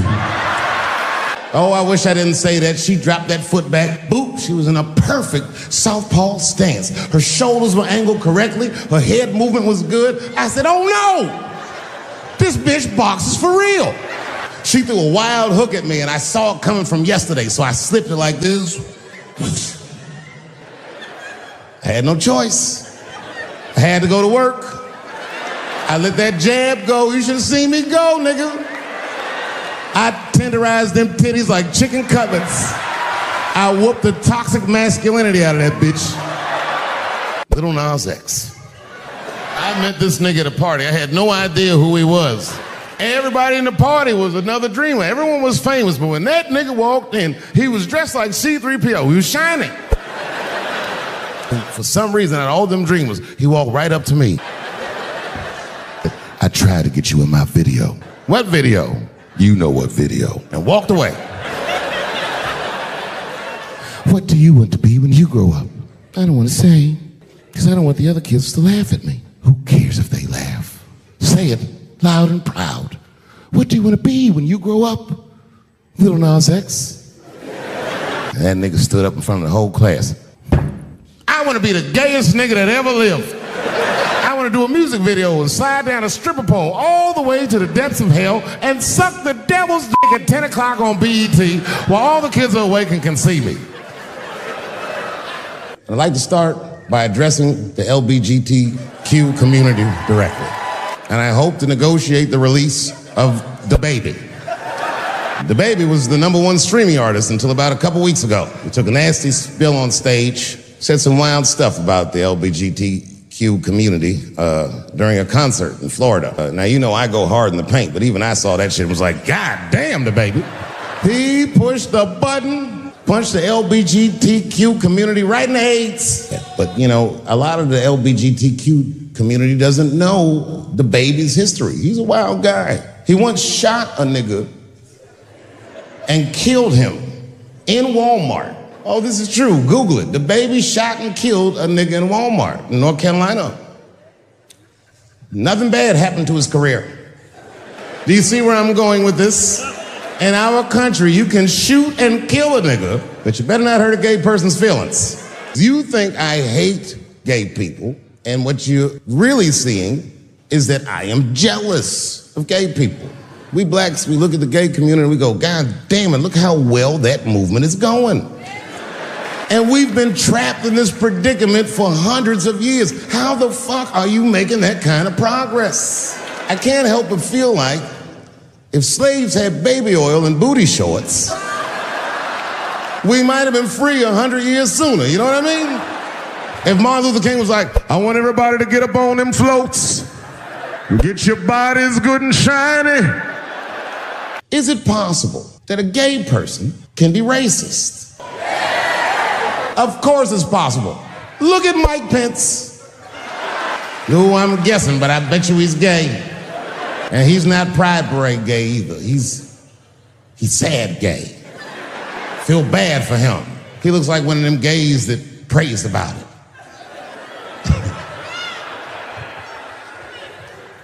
Jesus, please take these dirty feelings out of my heart. Please, Jesus, make these buttholes ugly to me. I don't want to keep on tasting these dicks. It's 2019. I'm in a restaurant in Ohio. It's Thanksgiving week. And to be honest, it's not a very nice restaurant, but it's a nice restaurant if you're a white person from Ohio that's never been anywhere before. Picture Chili's. I'm sitting at the bar, I'm having a drink by myself, and the only other person in the bar is a woman, a couple stools down, and she was alone, and she was older, and that made me feel sad because it was the holidays. So I told the bartender, send that woman a drink on me. She's trying to spread the cheer, and I wish I didn't. This woman wanted to talk. She wasn't mean, she was nice, but she just wanted to talk about shit that, you know, I mean, the nigga that's trying to get drunk don't want to hear about this bitch remodeling her bathroom, and I'm sitting there trying to be polite. Oh, subway towels, word. She says, my daughter is coming home for the holidays. Oh, that's great news. I'm glad you're not going to be alone. And then she goes on and on about how great her daughter is. And she's out in Hollywood, she's in movies and on television and all this stuff. She probably doesn't even know who I am or what I do for a living, because I know what your daughter's out in Hollywood doing. And then she goes, would you like to see her picture? And I grab the picture, and this is all I say. This is all I say. Oh, she's very beautiful. And as she puts the picture away, she looks mean all of a sudden, like she caught me in some kind of trap. She's transgender. And I think to myself, oh, this bitch does know who I am. I really resented that trap because that trap doesn't let me be honest. If I was honest, I wouldn't fall for it. I just looked at the picture like, ooh, look at that big chiseled jawline, that big thick Joe Rogan neck. Is that a dude? Is your daughter a man? Can't say that shit. It's really annoying. We canceled J.K. Rowling. My God, J.K. Rowling wrote all the Harry Potter books by herself. She sold so many books, the Bible worries about her. And they canceled her because she said gender was a fact. And then the trans community got mad as shit. They started calling her a TERF. I didn't even know what the fuck that was. But I know that trans people make up words to win arguments. TERF is an acronym. Stands for Trans Exclusionary Radical Feminists. This is a group of women that hate transgender. They don't hate transgender women, but they look at trans women the way we blacks might look at blackface. It offends them. Like, ooh, this bitch is doing an impression of me. I agree.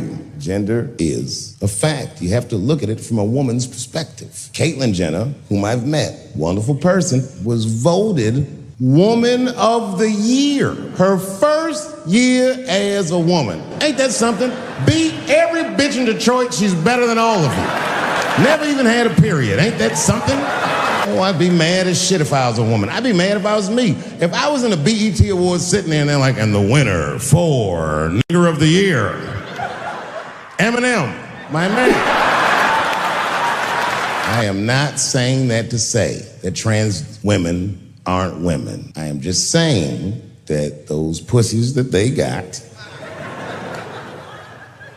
you know what I mean? I'm not saying it's not pussy, but that's like beyond pussy or impossible pussy, you know what I mean? It tastes like pussy, but that's not quite what it is it? It's not blood, that's beet juice. Oh, buddy, I'm in trouble now.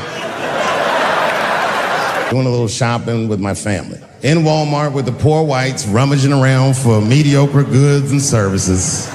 And then I gotta go to the restroom. Now I'm standing at the urinal taking a leak.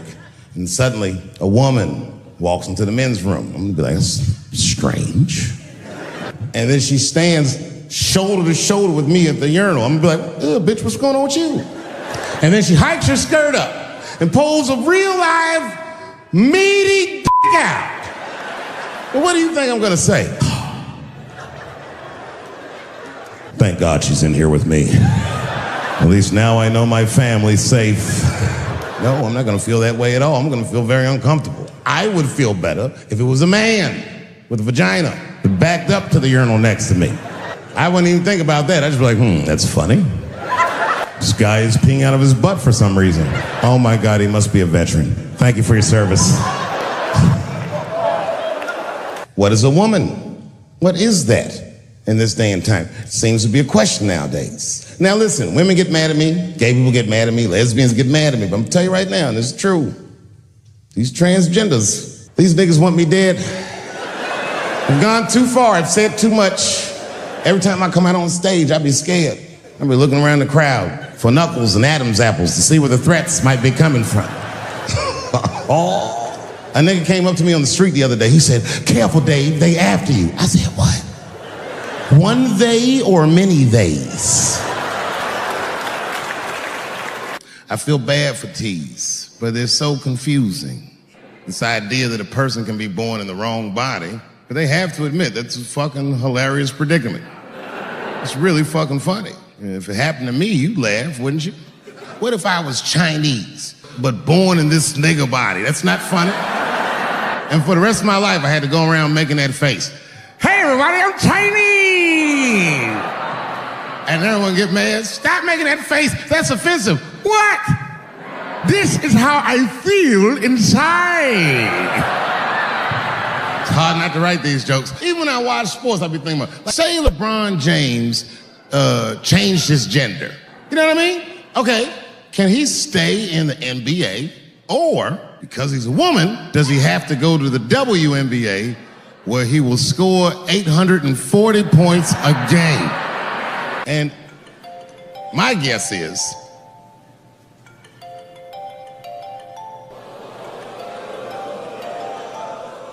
what is this, high school? This nigga probably got a babysitter or something. Go on and answer your phone, nigga. Just get that shit out of here. I'm in the middle of something important. Wouldn't it be funny if we made fun of him and he's like, and he went outside like, hello? Mama's dead. Oh no! Mama's dead.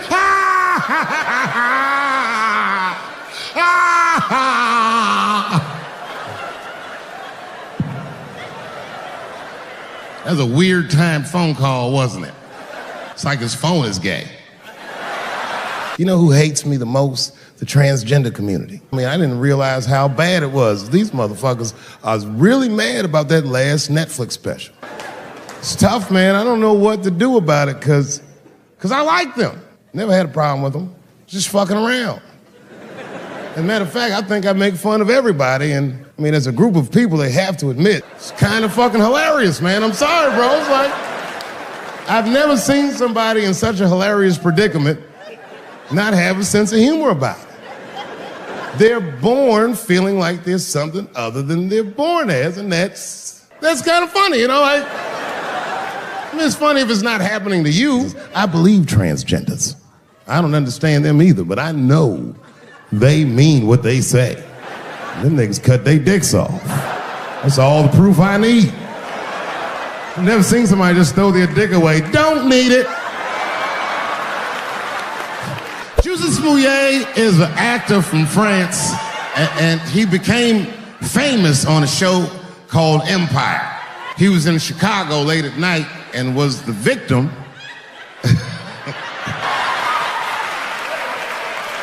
He was the victim of a racist and homophobic attack. You see, Jussi Smollett is gay and he is black, not just French. Oh, it was a crazy story. Apparently, when he was walking down the street late at night, two white men came out of the shadows with MAGA hats on and beat him up, tied a rope around his neck, called him all kinds of niggas, and put some bleach on him and ran off into the night. This shit was like international news. And everybody was furious, especially in Hollywood. Justice for Jussi and all this shit. African Americans, we were like oddly quiet. We were so quiet about this shit that the gay community started accusing African American community of being homophobic for not supporting him. What they didn't understand is that we were supporting him with our silence because we understood that this nigga was clearly lying. None of these details added up at all. He said he's walking down the street in Chicago, white dudes come up to him and say, "Hey man, aren't you that faggot nigga from Empire?" The fuck? Does that sound like how white people talk? They don't talk like that. "Are you that faggot nigga from Empire?" They would never say that. It sounds like something that I would say. If you're racist and homophobic, you're not even gonna know who this nigga is. You can't watch Empire. Black people never feel sorry for the police, but this time we even felt sorry for the police. Can you imagine if you was a police veteran taking this kid's police report? "Okay, Mr. Smollett, please tell me what happened." "All right, 2 a.m. You left the house at 2 a.m. It's minus 16 degrees. All right. You were walking. All right. And where were you going?" "Subway." "Sandwiches?"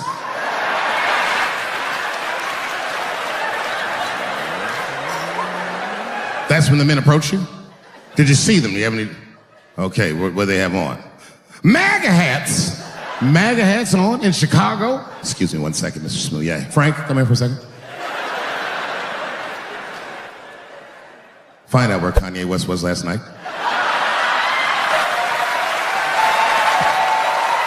He said they put a rope around his neck. Has anyone here ever been to Chicago? Now tell me, how much rope do you remember seeing? Who the fuck is carrying rope? Like, when did you get mugged, nigga, in 1850? Who's got rope? Who's got rope? I had read in the paper that Caitlyn Jenner was contemplating posing nude in an upcoming issue of Sports Illustrated. Yuck. You know, sometimes I just want to read some stats. I don't know why you're gonna cram some man pussy in the middle of the sports page. But I wasn't saying anything like Caitlyn Jenner's a bad person. I'm not mad at her for doing it. If I'm mad at somebody, I'm probably just mad at myself. I know that I am not strong enough to not look at those pictures. And I don't think I'm ready to see what she's trying to show me. So Caitlyn, goddamn it, if you go through with this thing, bitch, you better go hard or go home. I want you to go all the way. Hustler style. Do you know what hustler style means, miss? That means spread the lips.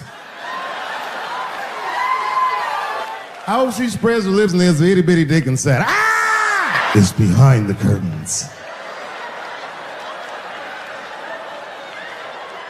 I don't hate gay people at all. I respect the shit out of you. Well, not all of you. I'm not that fond of these newer gays. Too sensitive. I miss them old school gays, nigga. They didn't take shit from anybody. They fought for their freedom. I respect that shit. I'm not even gay. And I want to be like a Stonewall nigga. Them old school gangster gays, them glory hole niggas, them the ones I like. These new gays don't even know what the glory hole is. It's a hole in the wall the gay contractors built.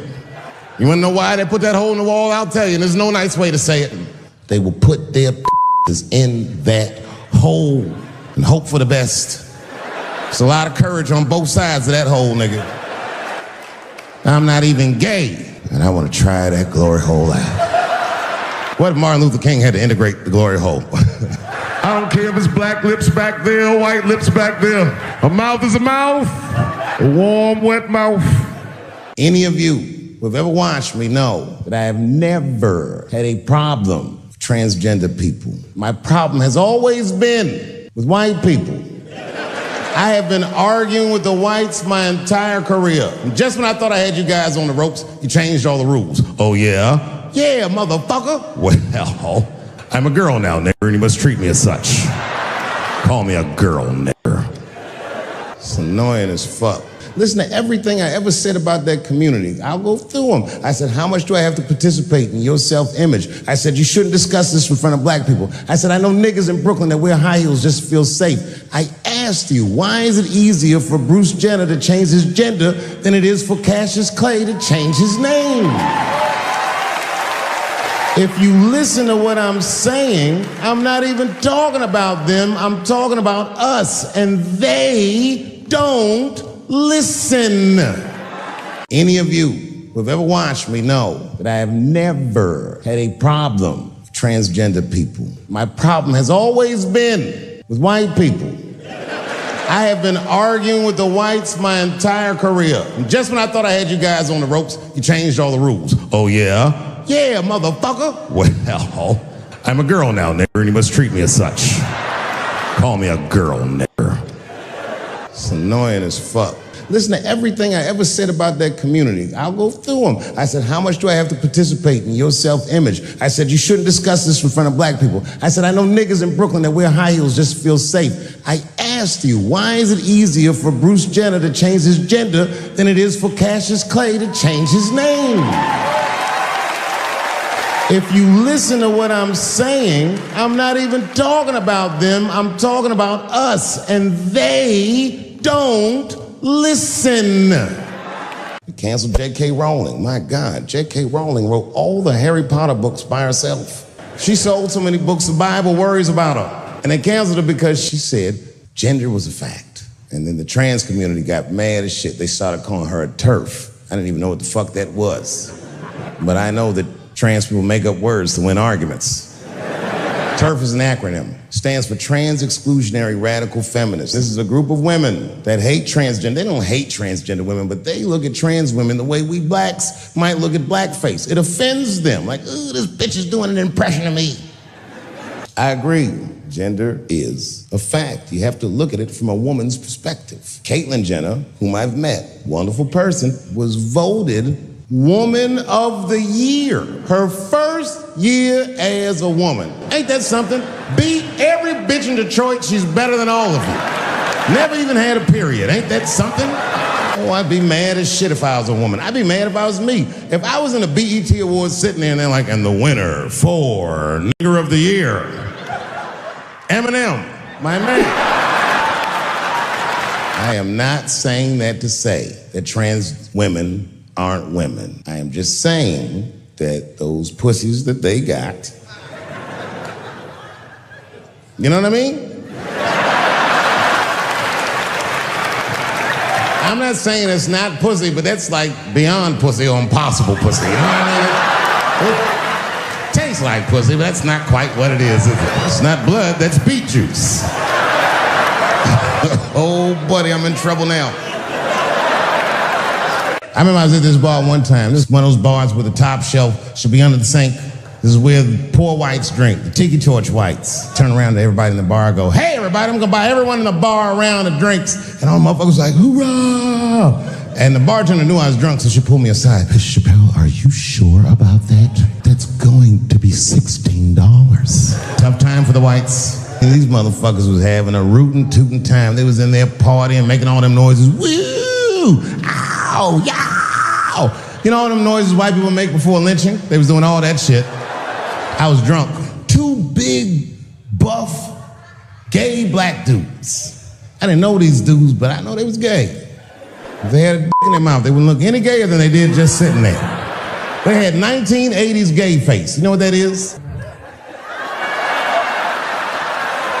Close your mouth, nigga. What's surprising? You know what I mean? But they was huge. They looked like Juicy Smouillet's trainers. It's 2019. I'm in a restaurant in Ohio. It's Thanksgiving week. And to be honest, it's not a very nice restaurant, but it's a nice restaurant if you're a white person from Ohio that's never been anywhere before. Picture Chili's. I'm sitting at the bar, I'm having a drink by myself, and the only other person in the bar is a woman, a couple stools down, and she was alone, and she was older, and that made me feel sad because it was the holidays. So I told the bartender, send that woman a drink on me. She's trying to spread the cheer, and I wish I didn't. This woman wanted to talk. She wasn't mean, she was nice, but she just wanted to talk about shit that, you know what I mean, the nigga that's trying to get drunk don't want to hear about this bitch remodeling her bathroom, and I'm sitting there trying to be polite. Oh, subway towels, word. She says, my daughter is coming home for the holidays. Oh, that's great news. I'm glad you're not going to be alone. And then she goes on and on about how great her daughter is. And she's out in Hollywood, she's in movies and on television and all this stuff. She probably doesn't even know who I am or what I do for a living. Because I know what your daughter's out in Hollywood doing. And then she goes, would you like to see her picture? And I grab the picture, and this is all I say. This is all I say. Oh, she's very beautiful. And as she puts the picture away, she looks mean all of a sudden, like she caught me in some kind of trap. She's transgender. And I think to myself, oh, this bitch does know who I am. I really resented that trap because that trap doesn't let me be honest. If I was honest, I wouldn't fall for it. I just looked at the picture like, ooh, look at that big chiseled jawline, that big thick Joe Rogan neck. Is that a dude? Is your daughter a man? Can't say that shit. It's really annoying. There was a black man who was in South Carolina during slavery who somehow got granted his freedom by his so-called master. And when his master granted him the freedom, he also gave him a plot of land. Now, it turns out this brother was brilliant. And he farmed this plot of land very successfully and made a lot of money. When he got all that money, this nigga bought some slaves. Not only was he a slave owner, he became a slave breeder and employed tactics that were so cruel, even white slave owners were like, yo, my man. Dude, but he did it just because that's what successful people did at the time, and he just wanted to be down. What a fucking tragedy. How can a person that went through slavery perpetrate the same evil on a person that looks just like him? It's mind-blowing. They're making a movie about him. Ironically, it's called Space Juice. Space Juice. What I think the feminist movement needs to be very successful is a male leader. I'll do it. I will. I will lead you women to the promised land. I will make sure you get equal pay for equal work. I will make sure that nobody harasses you or fucks with you on the job. I will protect all of your interests. And all that I ask for in return is that you suck my dick. And now we're right back to square one, aren't we? And then I said something about it in one of my specials, and all these women actresses came after me. I said, man, fuck y'all too, you canceled. I ain't off to none of your pictures again. They were like, who is he to tell us anything? I'm the one that got off the bus and left $50 million on the bus and walked. I agreed with these women, I just didn't agree with what they were doing about it. No, it was annoying as fuck. Doing a little shopping with my family. In Walmart with the poor whites rummaging around for mediocre goods and services. And then I gotta go to the restroom. Now I'm standing at the urinal taking a leak. And suddenly a woman walks into the men's room. I'm gonna be like, that's strange. And then she stands shoulder to shoulder with me at the urinal. I'm gonna be like, ugh, bitch, what's going on with you? And then she hikes her skirt up and pulls a real live meaty dick out. Well, what do you think I'm gonna say? Thank God she's in here with me. At least now I know my family's safe. No, I'm not gonna feel that way at all. I'm gonna feel very uncomfortable. I would feel better if it was a man with a vagina that backed up to the urinal next to me. I wouldn't even think about that. I'd just be like, that's funny. This guy is peeing out of his butt for some reason. Oh my God, he must be a veteran. Thank you for your service. When you guys did the Women's March, I asked all the fellas, none of them wanted to go. I tried everything. Come on, y'all, it's gonna be bitches there. They was like, nope. So what I did is I called my friend Ange. Matter of fact, she's the only woman that I know personally that pays her ex-husband alimony. And she sounds just like a man when she does it. Fuck that broke motherfucker and all that. She says all that shit. I texted her, I said, Ange, are you going to the Women's March? She said, I hope those white bitches get tear gassed. There's a problem in that feminist movement, isn't there? I supported the Me Too movement. The whole time I thought that the way they handled that was stupid. It was white. It was like all of them would be like, let's all go to the Golden Globes and wear black dresses to give these men a piece of our minds. Bitch, that is not gonna work. You think Martin Luther King's gonna be like, I want everybody to keep riding the bus but wear matching outfits. I want everybody to wear crocheted pussy hats so they know we're serious. What the fuck was y'all doing? What is a woman? What is that in this day and time? It seems to be a question nowadays. Now listen, women get mad at me, gay people get mad at me, lesbians get mad at me, but I'm gonna tell you right now, and this is true, these transgenders, these niggas want me dead. I've gone too far, I've said too much. Every time I come out on stage, I be scared. I be looking around the crowd for knuckles and Adam's apples to see where the threats might be coming from. A nigga came up to me on the street the other day. He said, careful, Dave, they after you. I said, what? One they or many theys? People say things to me all the time, but what you don't know is it does affect me. I couldn't stop thinking about what this woman said because she's not the first woman that said that to me. It's puzzling. You know what I mean? Like, what could I possibly be saying that would make these bitches think I hate women? Couldn't figure it out. I Googled the dictionary definition of a feminist just to make sure I was talking about the right thing. And do you know what the dictionary definition of a feminist is? I didn't either. Webster's defines a feminist, a human being, not a woman, that believes in equal rights for women. Because by that definition, I would consider myself a feminist. And I didn't even know that at the time. All these years, I thought it meant frumpy dyke. Well, that's who's always talking, to be some chick in overalls. Men are trying to rape us. Ah, not you, bitch, me please. All you're doing is training these kids to worry. It's the stupidest drill I've ever heard of. And while you're in there training them during these drills, well, aren't you training the shooter too? This nigga's in here listening and learning like the other kids. Where are we supposed to meet? All the parents is looking at each other crazy. One of us is raising the shooter. Just don't know which one of us it is. All we know for sure is that if you're a white parent, the chances that it's you exponentially higher than the rest of us. Shooting up school is a white kid's game. I hated school too. It never occurred to me. Kill everybody in school? It's fucking crazy. Just do what I did, nigga. Try some things. Have you skipped school, nigga? Skip school. Take a walk and meet some other kids. Fuck school, nigga. Try drugs. Have you tried drugs out, nigga? That might... They just killed another 12 people in a mass shooting in Virginia Beach. This shit's happening every week. It happens so much, I don't care anymore. I tried to change the subject. I go, how is school going, boys? And my sons tell me, well, we didn't have school today, technically. I'm like, well, what's going on? He said, well, there was like a school shooting drill. They have drills that they make kids do where they practice what to do if somebody comes to shoot up their school. I'd never heard that before. I was like, what the fuck? Then I had to tell my sons the truth. I didn't want to tell them this shit. Son, listen to me. Fuck that drill. If somebody comes to your school and wants to shoot it up, I'm just gonna be honest with you. You probably gonna get shot, nigga. I'm just being real. You got a famous dad. I talk a lot of shit. They gonna be gunning for you, little buddy. Just stay low and run in a zigzag pattern and don't try to save anybody, son. Do you understand me?